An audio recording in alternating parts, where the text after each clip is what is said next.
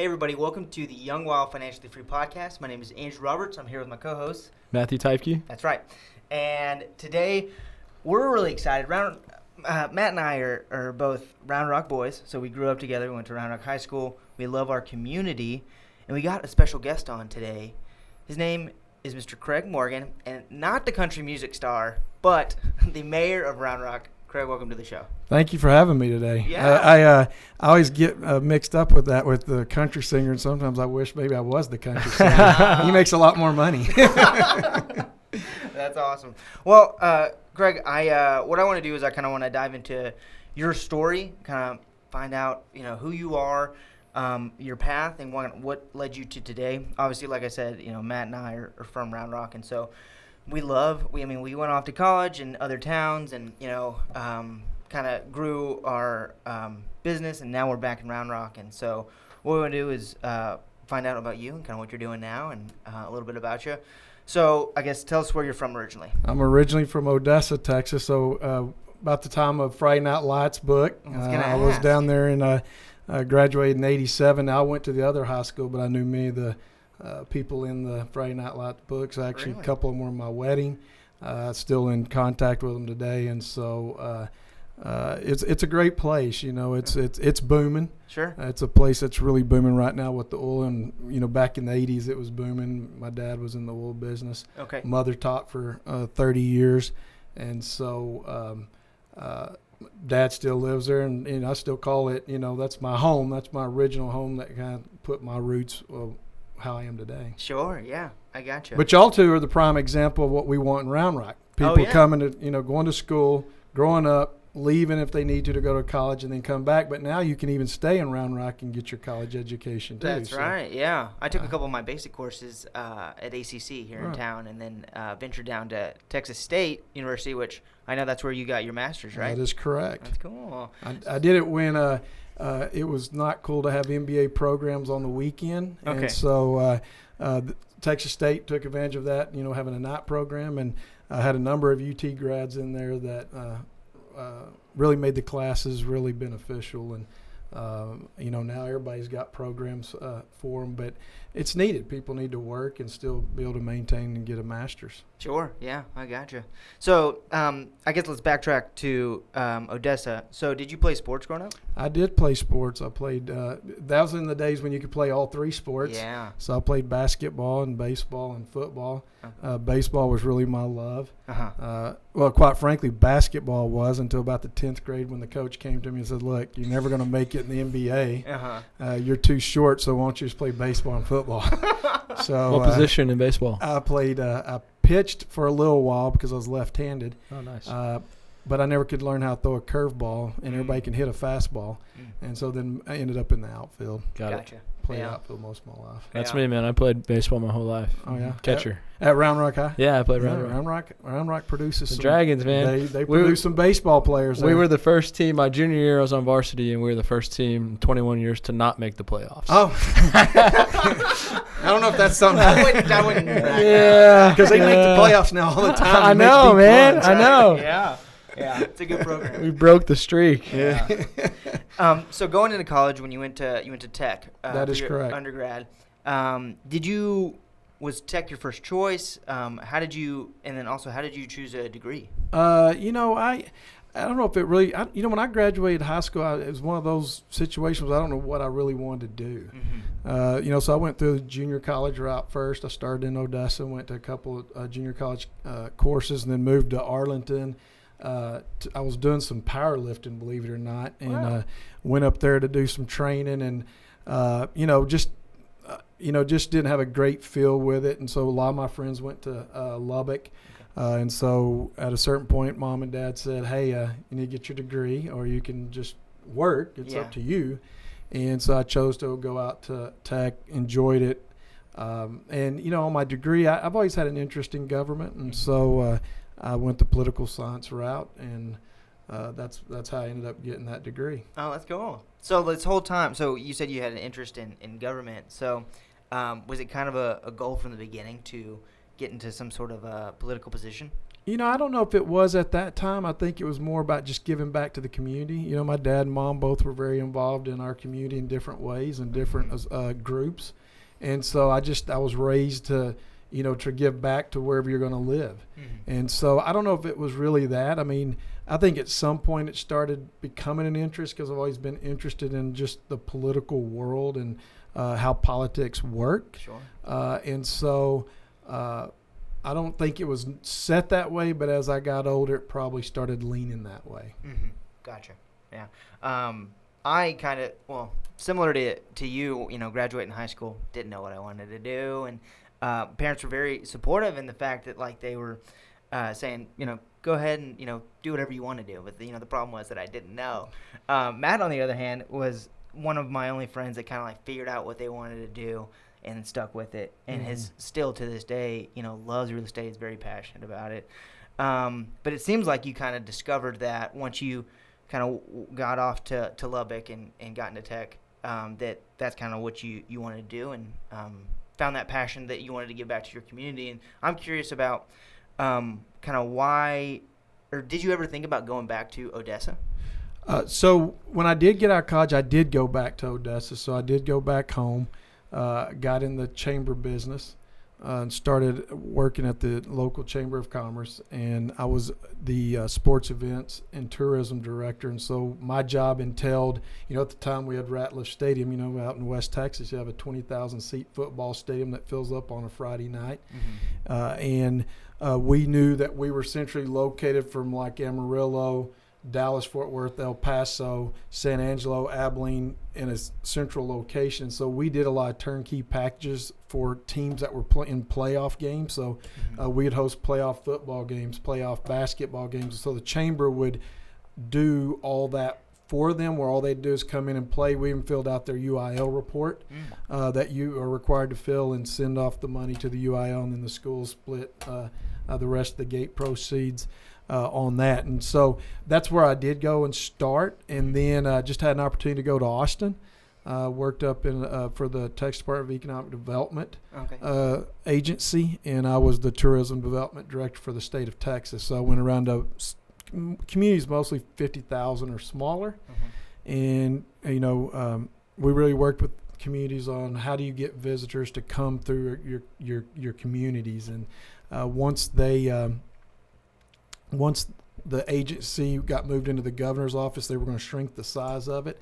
I think I could have stayed in economic development. I loved economic development. It's a great field. Mm-hmm. It's very interesting. It's very dynamic. But my position, they did away with, and so I'd always had this desire to go to law school. And so, after being in the workforce for about 10 years, I decided to take that step. Yeah. I wasn't married at the time. And so ended up going to law school in Tulsa, and so ended up in Round Rock. My wife now, she had a son, and so we wanted to know a good place for our son to be at, and so she chose Round Rock for the schools and stuff, and we've called it home ever since 2005, and we absolutely love it, and it's been great. That's awesome. Very cool. And how did you meet your wife? Actually, I met her when I was at the chamber, and I left as she actually took a job there. Okay. And so we were. It's ironic. We started dating just a little bit before I left, and we dated the whole time I was up in Austin at the state, and then when I went to law school, and so we never lived in the same town for the first. And so I figured if she had stuck with me this long, that'll test not you even in the same community, right. That maybe that was meant. And so and she'd come up to Round Rock and actually ended up working at the Round Rock Chamber for a number of years as well. So Gotcha. She's been very involved in the community as well. That's awesome. And I know your son, he's currently at UT, right? Well, he's actually into some web development and coding. So he's taking on the kind of the IT world. Sure. So. Yeah, gotcha. And he grew up here in Round Rock, right? He did. And what high school did he go to? He went to Cedar Ridge. He was the first graduating class. Okay, cool. So played soccer, and he's loved it. When he first moved him from Odessa, he was not really happy about it. He was 5th grade at the time, and but I think he understands what great education he got through the school system. Sure. We're fortunate in Round Rock. You know, a lot of the schools in Central Texas are really good, but you know, Round Rock ISD, you know, I'll put against anybody in the state. Yeah, definitely. It's a great place. It- It, Right, it man. really is. They Very do it. safe city. That's right. They do a lot of the schools do it right, and they're getting big. I mean, you know, that's Right. over 50,000 students are going to our schools right now. Yeah, I mean, when we were going to Round Rock High School, it was completely different than it is now. That's Mhm. right. It's changed a lot. All right. But good schools, it's safe, the real estate's great, it's playing off Austin. I remember kind of on the real estate business side, when we met a couple years ago, you were telling me the story about Dell and how they were thinking about moving maybe out of Texas altogether, and there was a big process to get them to Round Rock. Yeah, well, I think that when they were looking at, you know, the story really how we got them, I think more so was, you know, they tried to make a deal with Austin and it didn't work out. And so our leaders at that time approached them and had a meeting, and next thing you know, they've signed we just celebrated their 25th anniversary in Round Rock. And so Michael Dell and Dell Technologies now is really the sole reason Round Rock is on the map the way it is. I mean, Right. they have over 14,000 employees in the Central Texas region, and most of them live in Round Rock. Right. And so, you know, Austin's lost, but Round Rock's gained, but they're still in the Central Texas region. I know they play a big part all throughout Central Texas. And they're a great asset, and people that's just driven other suppliers and other companies, and you know, you know, a lot of times when you go out of the state, people, you know, they've heard, more people now have heard of Round Rock. Right. But I think that, you know, if they hadn't, then you always can mention Dell, and it automatically they know. Mhm. Oh yeah, Dell computers. Oh yeah. I was gonna ask you, because I don't know enough about the tech scene back in the day, but do you think that Dell being here is a reason that Austin became a tech city, or was that kind of? You know, I think Austin has such a cool vibe. You know, I've been all over the state, and I think that, you know, the thing that Austin really has is it's a cool vibe, right? It's a cool I vibe love city. You know, I've been in the Metroplex area. There's a lot of cool places in the DFW area, but, you know, a lot of times in major parts of it, you know, it's all suits and coats and ties, and Fort Worth's a little bit more relaxed, and you know, you get into the Houston market, and you know, but I do think that Dell and a number of the high tech companies that are here. Right. Clearly, you know, that's why it's become, you know, the Silicon of the South, or Right. you know, so it's a huge market. But I think people in the IT world are just cool. Right. They have a cool factor about them. They're creative. You know, that's one thing that interests my son. I mean, he's just a very creative person. I have about as much creativity in my pinky than he has, you know, and I've met a lot of people, and they're just, you know, that creative mind Right. really fits in the Austin market. Right. I love that about the vibe, because I always talk about it. I've gone to Seattle, you know, California, and I'm like, man, we can't compete. They got the mountains, the ocean, all this, but then you come back and you're like, man, there is a different feeling here. It's the vibe. It's like, it's way cooler, in my opinion. It just feels different. Yeah. That those cities don't have that for Right. whatever reason. Right. Mhm. I agree with that. Yeah. And so, like, kind of going off of that and how fast Round Rock is growing, I know that, you know, so we both graduated in 2009, and I would come back, you know, every year to see my mom, and every year something would be different. There'd be a new shopping center, a new high school. And in a city like that, and in an area like that that's growing so fast, is it kind of hard to keep up in a position that you're in? You know, that's our biggest challenge, is the growth. And, you know, the one thing I've told people that, you know, because there are people that would like us to remain a small, quaint town. Yeah. And if we try to remain a small, quaint town without any planning, then Austin will just fly right over us, because people are going to move to this region, and there's no getting around it. And so, you know, the fortunate thing for the city, I think, from prior leadership, has just been really good planning. Mm-hmm. Now, the hard part is all that planning costs a lot of money, Yeah. and it's not getting cheaper. It's getting, you know, much more expensive to build roads, to build buildings. to do construction of sorts. And so, the thing that we have to do is continue to plan. Every year we have a strategic plan retreat, and we go over what we have about 5 goals, overarching goals, and under those goals we have all these policies that we try to reach. And so every year we update that, and they can be re-ranked 1 through 5. I don't think they've ever really changed since I've been on there, because we do a biannual survey, so we hear from our citizens what they want. And the biggest challenge is our transportation. We've heard that as long as I've been on the council.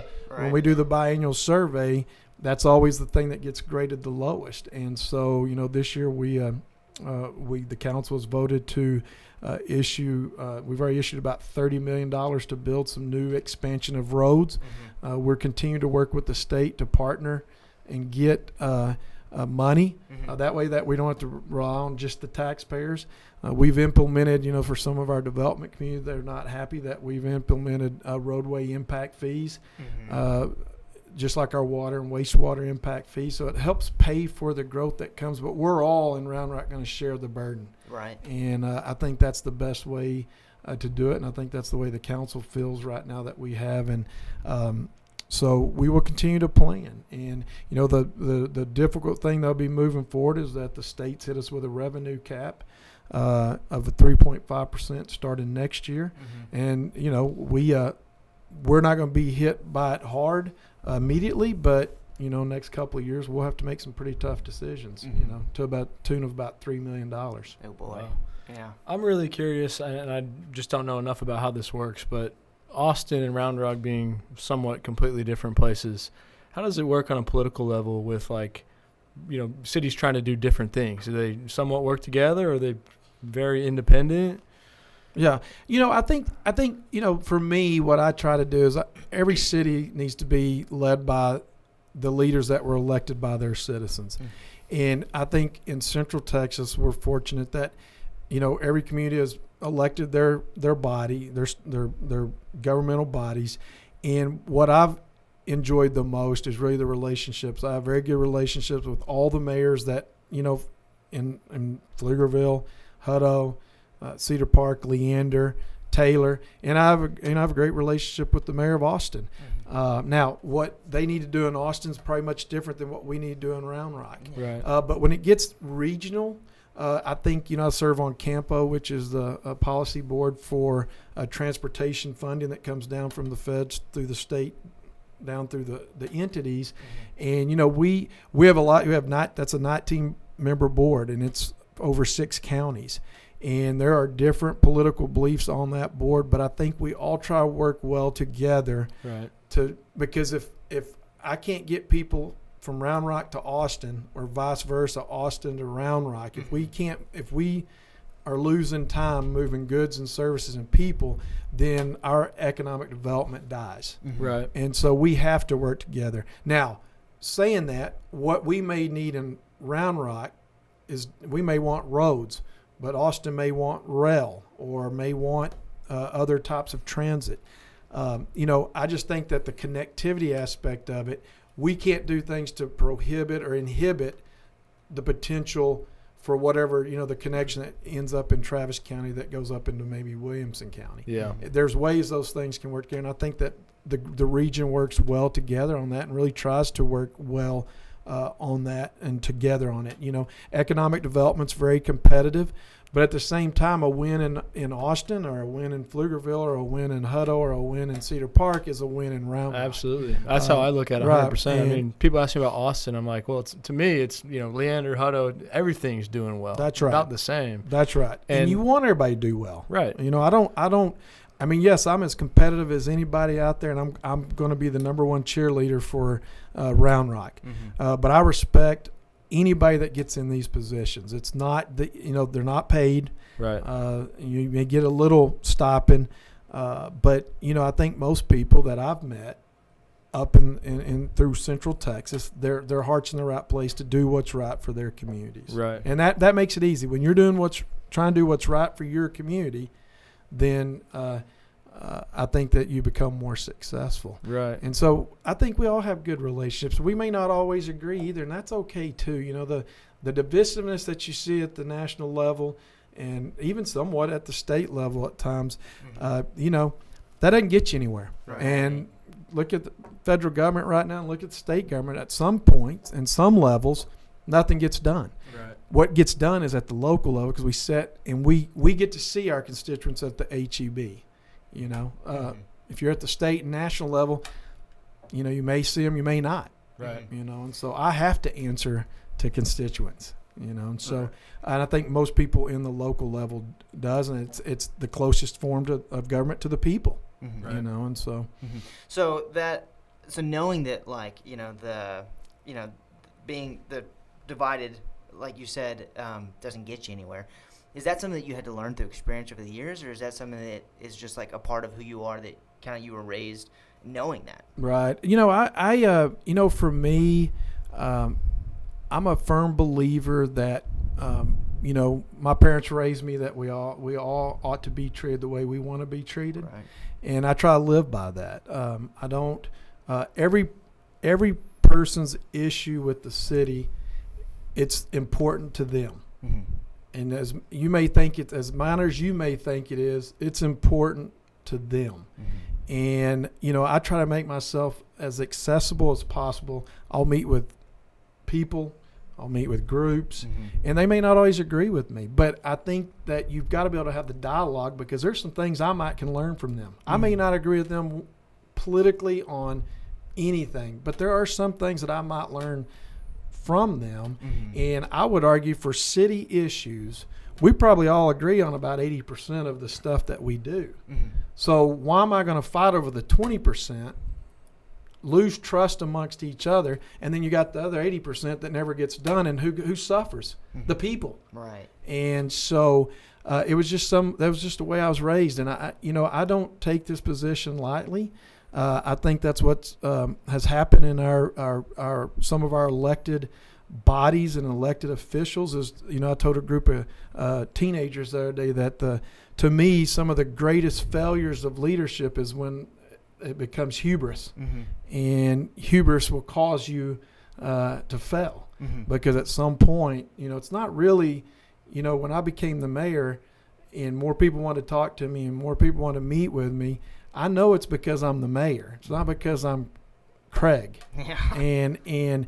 But I took on that role, and it's important to me to listen to everybody. And again, we may not always agree, and I try to be upfront with them, and I hope they're upfront with me. And again, even if we get to some kind of compromise or something that they feel like they've been heard, I think that goes a long ways. Right. And Definitely. so I just don't have any desire to be that person that tries to I want to empower people.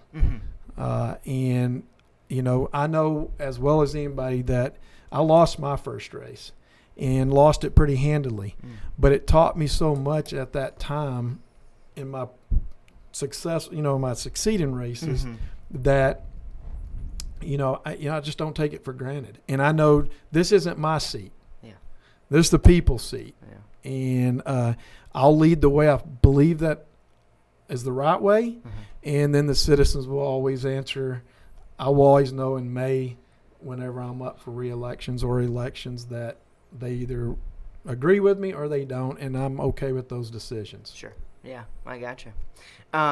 So kind of on the topic of leadership, because I know that you said you were originally passionate about giving back to your community, but there's ways to do that without being in a leadership position. So what kind of drew you to that? Was there something in your childhood that you were always kind of in a leadership position? Are you an older brother? Right. So I am the oldest of two, Okay. of a sister and that lives back home in Odessa.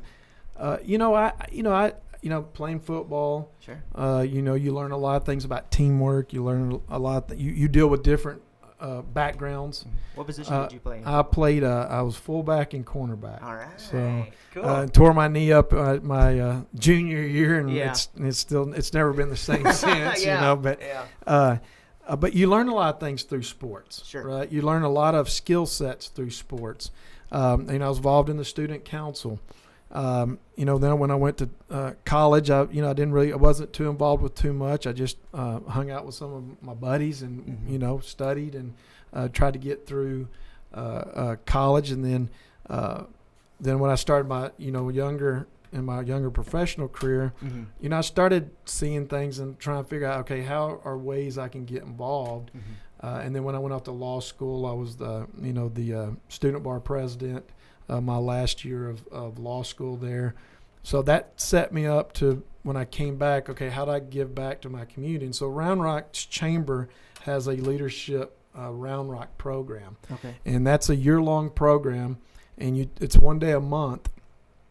But you learn everything about the different things about Round Rock, nonprofit world, the public education world. Wow. You have a state day, you have a city day, you have a county day, health education day. And so that's where I thought, okay, this is how I'm going to figure out how I want to get plugged in.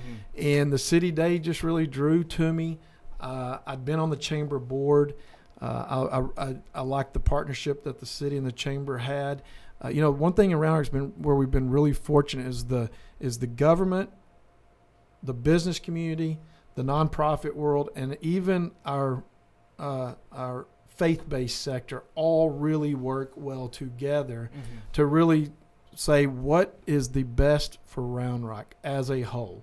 And I think when you set in that mindset, you really are trying to figure out, okay, as a whole, what's the best thing?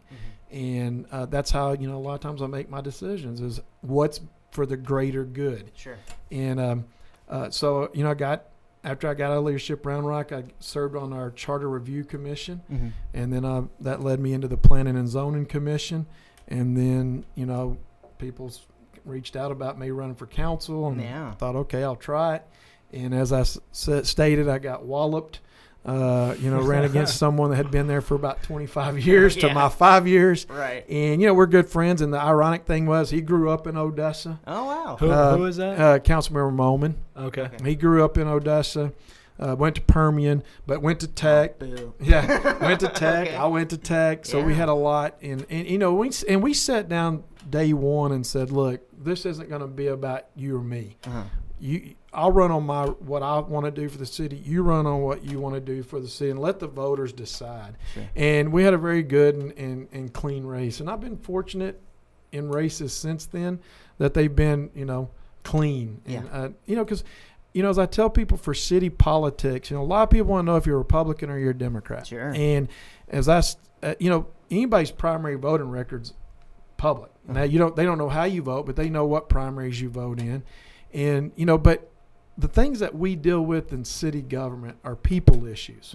It's not a Republican or a Democrat, because I promise you, you don't care if I'm a Republican or a Democrat, as long as the police are showing up when they need to, the fire's showing up when they need to, someone's fixing your highways, someone's creating parks and a quality of life, and you're getting water to your house. Right. And so those aren't Republican or Democrat issues. And, so that makes it hard on a city council, because they're supposed to be nonpartisan races. And, there's some politics that drips into it, unfortunately. Sure. And, but that's kind of the path I took to it. And then when our mayor prior to me decided he did not want to run, I had a decision to make, because I'd been on the council at that point for about 6 years, and thought, look, I think I can take this next level, and I was blessed to win the race. Yeah. And it's been an awesome opportunity. It's something that is very humbling. Sure. And I try to remain humble about it. And I just care about the city, and we have an awesome city, and this whole region's awesome. But each of us have to be our cheerleaders. Sure. We're blessed. Yeah. Well, what I've been proud about, honestly, is the things that are coming to Round Rock. And we're obviously in the real estate business, but you get the Nutty Brown Cafe and Kalahari. I know that's kind of out towards Hutto, and then Perfect Game. Like, these are really cool things that we didn't have those growing up. Like, not some really cool attractions, and like, that's exciting. Yeah. Yes, right. Sure. It's changing like quickly. The good thing too about those you mentioned a couple of those is they all bring visitors, which put less pressure on our services. So therefore, we don't have to spend as much money on taxes. Okay. So these are tourists that come in, they stay the night, they spend money, and then they leave. It's the purest form of economic development, but it's the one that people forget about when you talk about tourism. So our sports capital brand, we bring in people to the indoor sports complex. We bring in people to our multi-purpose fields at Old Settlers. People come to Dell Diamond to do things. People come to Kalahari, and then Perfect Game over in Huddle. We'll bring people to the region, and Round Rock will benefit. That's one of those. That's probably one of those that the Round Rock will benefit because we have a lot of hotels. Yeah. And I used to think, I got a couple questions. Yeah. I used to think it was crazy that Round Rock said they were the sports capital of the world until I went out to Old Settlers and I'm like, wow, they're playing cricket, volleyball, tennis. They're playing every sport out there. Like, this is amazing. Sure. And I think people sometimes don't realize it's the sports capital moniker is all about amateur sports. Right. And if you go back and look at it, is our youth that come and play, well, guess what? They bring mom and dad, grandma, grandpa, cousins. These are the ones that are coming and following. Whereas maybe when you're high school, college, not everybody's coming. Sure. Now, your fan base will come, but, you're not bringing the number of people that will come and stay and spend that. And so the cities, Fort Leaders back in the day that did that were, simply amazing and simply great thought on that. And, the thing I'm excited about right now is a lot of the stuff we're doing in our downtown area. That's something that this council's legacy will, probably have a lot to do with because, we're about to build a new library in downtown. Ooh, nice. Right behind the old library. And but we got some opportunities from, where City Hall is all the way where the Montconoco and Baca Center are to really make it right in that whole corridor area. But, 9 years ago, I could park in downtown pretty easily. Yeah. It's getting harder and harder. Yeah, I had to go to the third story of the garage today. Yeah. To get Everyone's playing Pokemon Go. I see people on their phones all the time. I'm like, please don't. Well, I've heard a little bit about it. It's like I used to get on my app and do it, but like that spot has got everything. I know. For whatever reason, it's all right there. I went down there I guess, on a Saturday. And I mean, it's just packed with people. I thought, what is drawing everybody downtown? And then I've kind of put something together because they were all on their phones. Right. But it's nice because we want our citizens to be able to stay in Round Rock and spend money. I mean, they're going to go to Austin. We understand that. I mean, anybody is naive to not think that people aren't going to travel into Austin. But they need to have that opportunity to be able to stay in our community, go eat in our community. If they want to have a drink in our community, have a drink in our community. And, I know there's some concerns about, is downtown turning into 6th Street? We don't have the market to be 6th Street. Right. And it won't be 6th Street. I mean, we've capped the number of bars that you can have down there. And but we, again, it's one of those things. People are demanding entertainment. People are demanding services.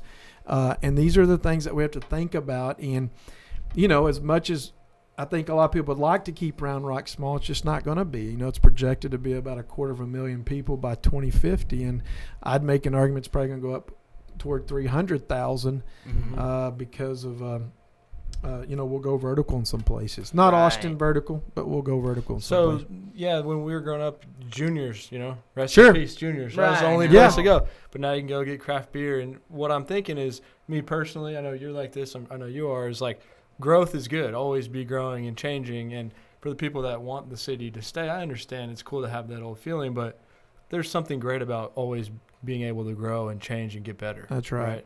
So that's how I view it. And I think, the market just dictates it right now, right? I mean, and you can try to hold it back and you can try not to do any planning.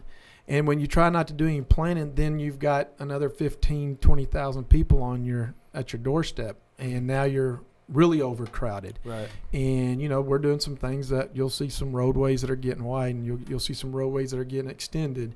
We've got a partnership with Cap Metro now to run. One of our busiest bus routes right now is from downtown Round Rock to downtown Austin. And they get on the managed tow lane and they can get down there for, $4 or $5. Right. And it's grown. It's the fastest growing route, and we have to be able to offer all different types of services and be open to all different types of transit. So for real estate related, Airbnb, right? It's a big industry in Austin. It's really interesting because you have to have a license to do it, but there's thousands of people that do it without a license. What I understand is you don't need a license to do that in Round Rock. Is that something Right? that We don't. We don't have any regulations on that. I think that's and, great. And one of the reasons we don't is because we kind of thought the state was about to deal with it. Okay. It's kind of like the Uber issue. Yeah. We weren't regulating Uber, and so we were kind of waiting on that. And I think there has been some, at least with some case law that's come down from the Supreme Court about short-term rentals that a person has a right to their property. That's what I feel. And- I don't like that right. Austin limits what you can do with your property. Like, I love that about Round Rock because Right. I have properties that I Airbnb, Right. and they benefit from Kalahari, Dell, Sure. all those kind of things. Yeah, it's the challenge for us with the potential for them in Round Rock really is, I think Austin has some really cool neighborhoods that it makes a lot of sense. A lot of people that have moved to Round Rock have moved into the neighborhoods because they like the bigger homes and the more of the family, the HOA stuff, and so I think as long as it's done properly, Right. I think that it works fine. But I think sometimes when you hear the loud noise and people are trying to go to sleep, and I think that's when you kind of get the rub and the of that. But we've gotten some complaints. It hasn't been a huge amount. Yeah. But we don't. I think for me, our role as much as possible is for the government to stay out of your lives. Yeah, I love that. And that's just my belief, and I think that's been the belief of a lot of prior council members. Right. But there are some things that at a certain point we do have to, unfortunately, regulate. But like, I feel like what you said is, the things that are happening at Airbnb, the people that are coming to Austin to Airbnb, they're coming to party. But people aren't coming to Round Rock to party. They're coming for the kids playing baseball. Sure. So it's a different type. We lease it out to families almost all the time. Right? Sure. Yeah. But I agree with you 100%. Like, government, less government's better. Yeah. Yeah, it's always that challenge and that balance, and you have to really try to figure the balance out, right? You don't want to be making laws for a problem that really isn't a problem. Right. And so you don't want to be too over-regulated. I'm a firm believer that you got to kind of let the markets dictate, what happens. Mm-hmm. And but again, at certain times, there's things that happen that require the government to get involved. And we try not to. We try to stay in the purview of what a city is allowed to do. Mm-hmm. And so again, our strategic goals really focus on quality of life. Our capital improvements, our infrastructure, our sports capital brand. So that's roads, that's police, that's fire, that's utilities. That's where our focus really is, and that's where we've really been able to keep it. And I think that's what our citizens are demanding. Now, that can always change as more new people move in. Right. But right now, I think that's what our citizens are demanding. And we're getting a lot of top of the list of things, and I know we're potentially up for another one that's coming out maybe, and hopefully we'll get it. And I can't share it with it today, but Sure. I'm excited. It's another one that may be, and we always fall in the one of the safest cities in America, and so Yeah. That's a lot of great. good things happening. I have awesome. one last question. Sure. Let's say you had an idea, you were totally against Airbnb or something random. What's the process of like you making that happen? So what I try to do is I start my principle of a decision that if something comes before the council, I start with the premise of what do I think is for the greater good of the city. But it could be your idea. That It goes could to be the my council? idea. It could be someone else's. Okay. And then what I look at and what I try to do is I try to hear from both sides of it. And if the people that are opposed to it and the people that are for it, and then I try to look at all those facts, gather all those facts, and then I still say, is it for the greater good of Round Rock? And if it's not for the greater good of Round Rock, then I'm probably going to vote no for it. Cool. If it's for the greater good of Round Rock, I'm going to probably vote yes. And there has been things that, that I may have not been really in favor of, but after I've listened to the opposition and listened. I mean, that's the thing we don't do anymore. We don't listen. Right. Then I'm like, okay, I see that. And you just study it, and then you just kind of sit back and say, okay, here's all this information. And that's kind of what you do as a lawyer. Here's all the facts of your case. Mm-hmm. Now, how do you proceed? Right. And so I don't, some of my closest friends that I rely on whenever there's some tough times, going on, they're there for a reason, because I don't want the yes people. Right. I want people to be safe. I've got an idea to tell me, that's probably not the right direction. Right. And here's why. Mm-hmm. Now, I still may make the decision. I'm still going to make the decision. Right. But I think you've got to be open to ideas. And that's the one thing. I will never just shut down an idea and automatically say, no, that's not a good idea. Mm-hmm. I will hear it, and then I may say that. Right. Mm-hmm. After I look at it a little more. But that's how I kind of do my decision I love it, making. man. It's great. Yeah. We're lucky to have you as a mayor. Well, I Yeah. appreciate that. That's awesome. I don't know if everybody feels that way. Yeah. So we could talk to you for hours. I mean, there's so many more questions that I have lined up in my head, but for the sake of time, we're going to wrap things up. So I kind of just have a couple more questions. Okay. On I guess maybe it might be a greater scale, or it might be, still here in Round Rock. What's like the impact that you want to make? What's like the big goal that you want to accomplish? And like I said, it can be, with the Round Rock community, Sure. or it can be on a greater scale. I think for me, I mean, I get a couple of questions about what's the favorite part about being the mayor. Sure. What's the, to me, it's meeting the people. I absolutely love meeting people. Yeah. And because I can learn. I don't need to meet people like me. Uh-huh. I need to meet people that aren't like me. Mm-hmm. And, that's the thing that I really like about this area. I mean, we have over 95, 96 languages that's spoken in the school district. Mm-hmm. Wow. And, I didn't know that. yeah, that's and crazy. so we're very diverse, and it's good Mm-hmm. to have diversity and different ideas Mm-hmm. about things. And so that's the thing I like the most about just sitting down. Sometimes campaign's the hardest it can be, Mm-hmm. but it gives me the chance to really sit and meet citizens and hear their story and understand, their concerns about our city. And so that's what I really like the most. Sure. I think for the impact off of that, I think I just want people to think that I was fair and that I always did the best I could and the right thing for the city. Mm-hmm. I don't do this for the money. Sure. I don't have any desire to, move on to another office. Mhm. I mean, that's all future stuff if that ever happens. But right now, my focus is on this city that's given back to me so much. And so I don't know if there's an impact. I think, Sure. I think that's up to the people. Mm-hmm. They'll write the story when I walk away and say, that mayor did nothing, or that mayor, he was this, this, and this. And I think if it's this, and this, I want to just be that he was always fair. He listened and did what was right for our community. That's awesome. And so Yeah. what impact that'll be, I don't know. Sure. I love, the people that help me, do my schedule. Mm-hmm. We don't ever turn down going and visiting kids. Yeah. The impact that you may have on children, that's our future. And I'm telling you, in Round Rock, we have some very, very bright young kids, and our future is bright. And so any little impact I can have to go and speak to classes and talk to them, because what I don't want our kids growing up thinking is right is what you see at the national political level. It's not right. It's not okay to be divisive. It's Sure. not.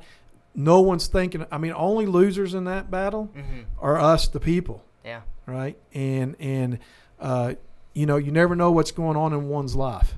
That's the one thing that my mom and dad always told me. You never know what's going on in one's life. Yeah. And I always try to remember that and always try to live by it, because I'm blessed. I've had a lot of fortunate things happen in my life.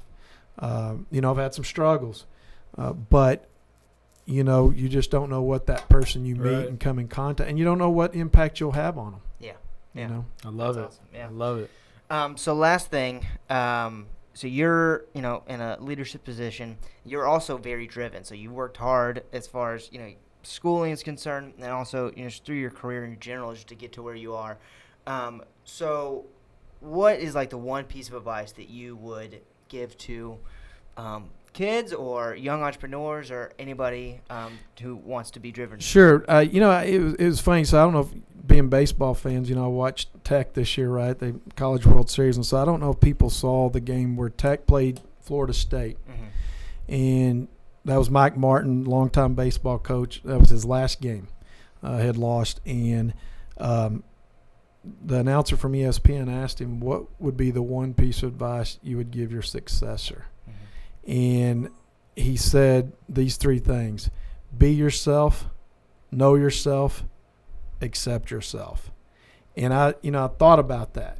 And I think if you do those three things, you'll be successful. Mm-hmm.